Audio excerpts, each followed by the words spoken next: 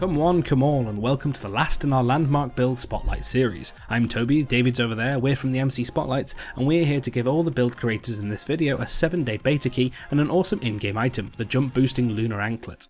One lucky winner will also get an Nvidia graphics card and 15 beta keys. Lastly, if you use the Nvidia Shadowplay software to showcase your build, you're eligible for a further prize. Let's check out this week's sweet builds. First this week we get a little ornamental in Landmark with this amazing Colossus statue build. Featuring incredible usage of the smoothing tool, it really does appear like the creator Tintinabula has spent hundreds of hours hewing a giant block of white marble with a very fine chisel. We especially like the detail on the belt and the anatomically accurate muscle structures. This build is found on the Liberation server, and you can find a link to this and all the other builds down below this video. The Geektown collaboration build is pretty gorgeous and can be found on Satisfaction at Arch. Featuring an amalgamation of houses with specific designs and functions in mind, such as an art gallery, quaint marketplace and bank, this build really shines as a realistically functioning micro-community, with the tools and workstations in the game worked nicely into the general aesthetic. Aside from the more residential building types, there's also a gloriously domineering castle which commands a lofty position. Hats off to the Geektown crew's landmark work. This next build is rather unique, as builder Taku highlights the fine detail that can be obtained in Landmark on a small scale, with this SimCity homage on Liberation in the vent region.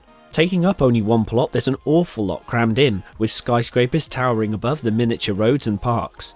With grappling hook in action, Taku looks like a giant King Kong clinging to the side of a tower. Creative thinking and brilliant execution. We love it. Now, the one problem with Landmark is the lack of aerial defence. That's no longer an issue with the Red Baron build by gamer Fippy.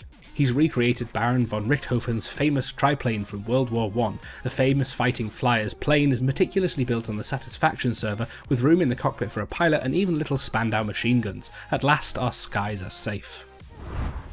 The castle of Kodaklith sits overlooking vast swathes of land and is as impressive inside as it is outside. With balconies and exterior detail galore, this build by user Aethelwolf also shows soaring pillars and broken tiles on the floor.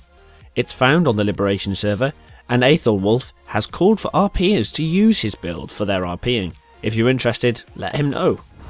This last build is special for a few reasons. Firstly, creator Voidlust is the only person we'll have featured twice, but his builds are just that darn good.